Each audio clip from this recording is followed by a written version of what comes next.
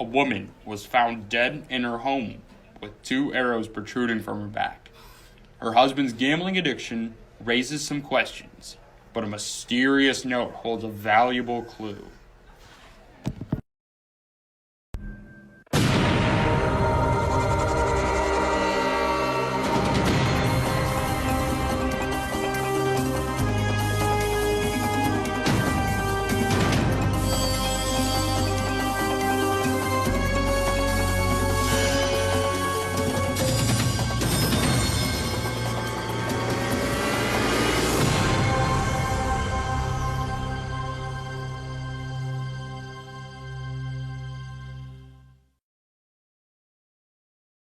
Kitchens are where food is prepared, and they should be one of the cleanest places in a house.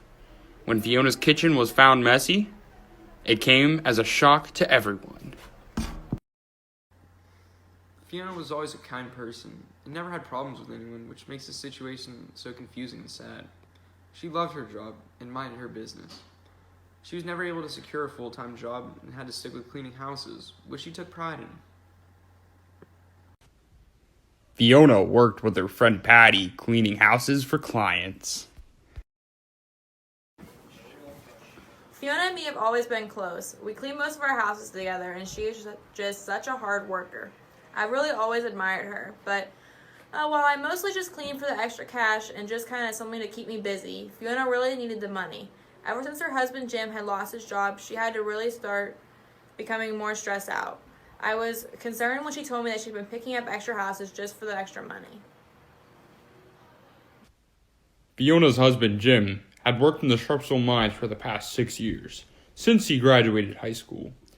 Life as a miner is strenuous and not very rewarding, but Jim was a steady hard worker. A few months before the events took place, the Sharpsville mines were overdue for health and safety inspections. It was a shock to the town when the mine was declared unsafe and unsanitary, and there was a federal government-mandated shutdown imposed upon the mine, leaving dozens of miners unemployed. Jim worked very hard at the mines, but when they were shut down, he was devastated. During his job search, he started to gamble, and at first it wasn't as often and as bad as it would come to be. When Jim would win a big hand or get a lucky pull at the slots, he would feel alive and always want to go again and never stop with the money he earned. After a while, Fiona caught on to what Jim was up to and wanted him to stop, but his addiction only got worse.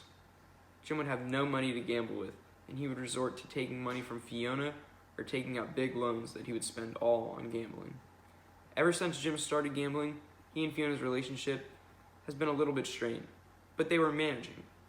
My poor little sister worked extra hard to help them afloat. Jim was constantly out betting on horses, races, or gambling at the casino. However, despite this addiction, Fiona and Jim appeared to be doing all right, until, on June 16, 2003 at 7:44 p.m., the Sharpsville Police Department received a call from Jim. When I got to the scene, I just distinctly remember how odd it seemed, as well as how brutal. She had 2 arrows, like old-fashioned bow and arrow arrows, sticking out of her back. Her head had a severe-looking injury on the back, and there was just a pool of blood all over the floor.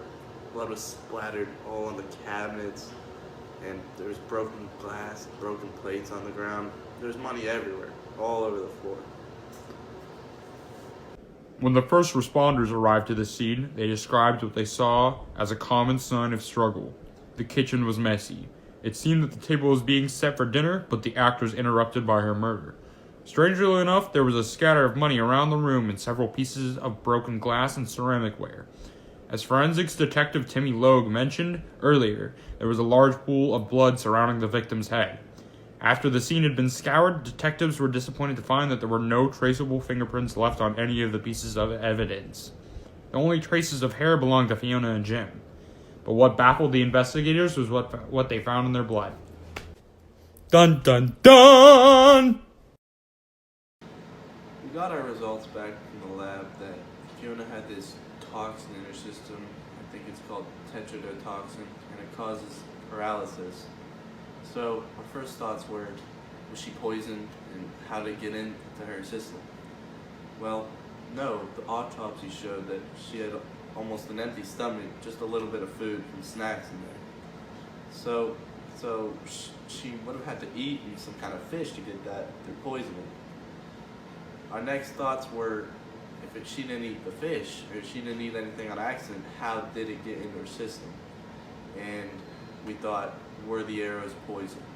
And we came to the conclusion that this had to have been the means by which this substance got into her bloodstream. Police had concluded that Fiona was at the sink preparing dinner when she was impaled through her back via an open window in her kitchen. Once she was paralyzed, the killer would be left with as much time as he wants to come in, take some money, and finish the job.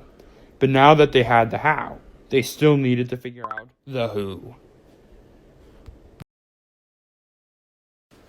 Several days after the crime scene was closed down, crime scene cleaners were scrubbing up Fiona's kitchen when they accidentally discovered perhaps the biggest clue which had been overlooked by the investigators.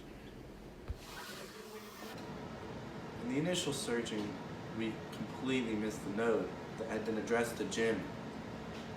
Actually, as ironic as it is, the cleaning team was the one who found it. Fiona cleaned for a living, but it was hidden beneath a little spice cabinet.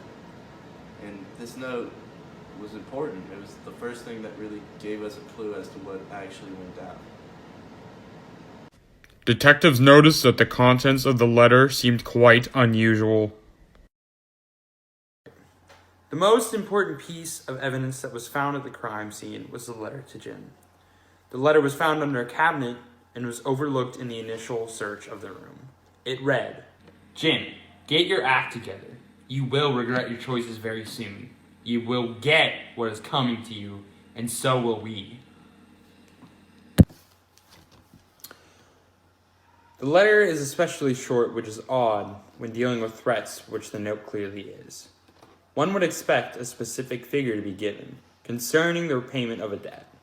If Jim were in debt, it would be expected that the one who was owed money would specify the amount and possibly give a time frame, in which case, there's neither.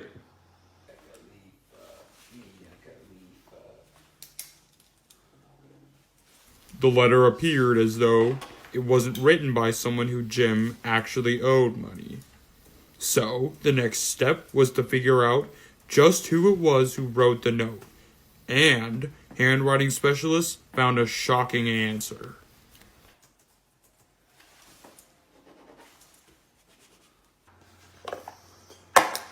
When we compared samples of the notes of Fiona's handwriting and that of Fiona's friends, we ruled them out.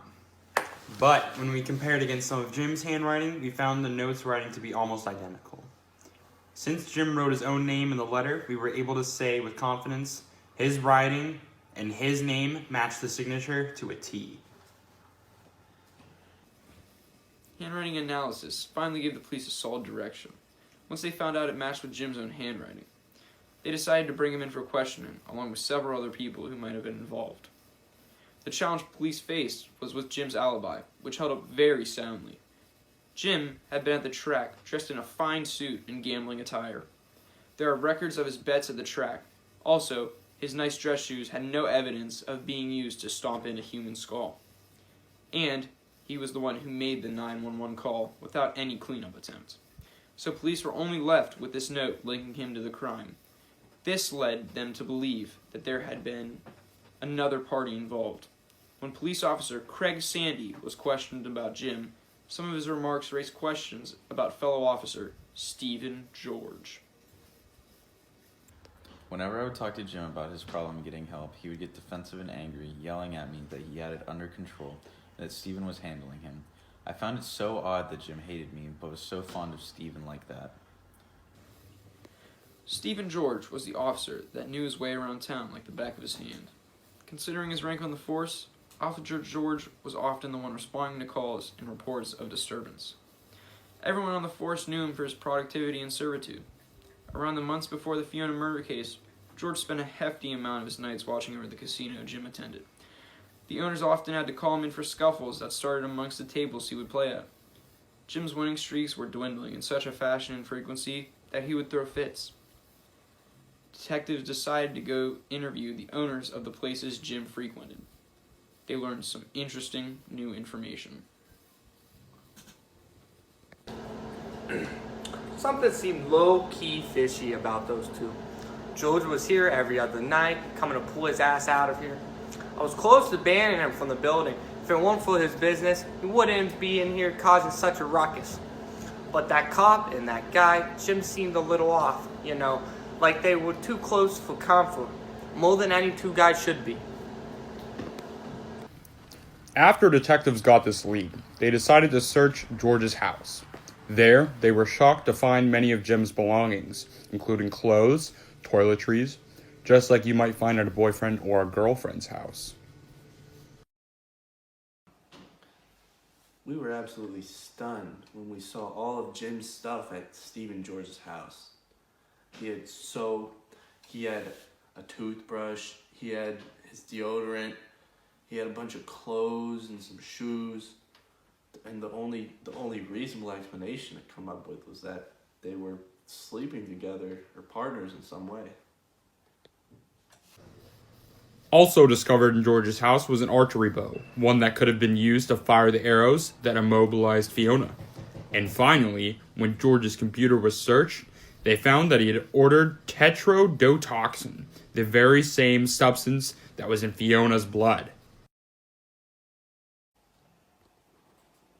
With the evidence we uncovered at George's, we finally had enough to build a case and go to court.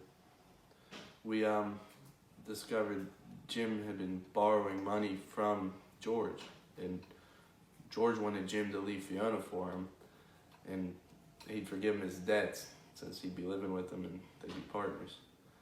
But when Jim couldn't make up his mind and pick one, paying George back or leaving Fiona, George made the decision for him.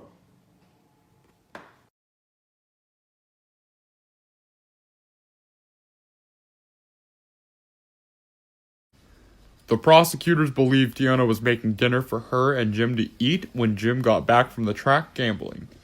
Through an open window, Officer Stephen George shot Fiona in the back with tetrodotoxin-covered arrows.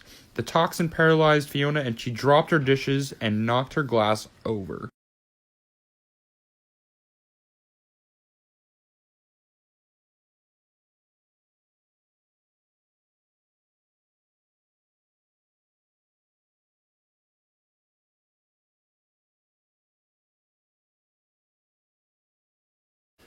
George then was able to climb through the window and finish her with a stomp on the back of her skull.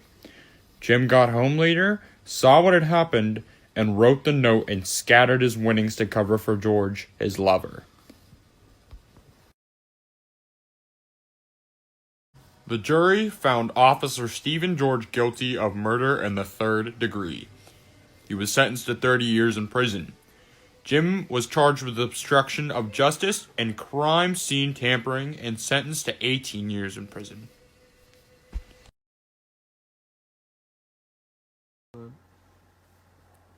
I've seen a few despicable acts in my life, and violence out of love and money is almost always the motive. In this case, it seemed both forces worked hand in hand.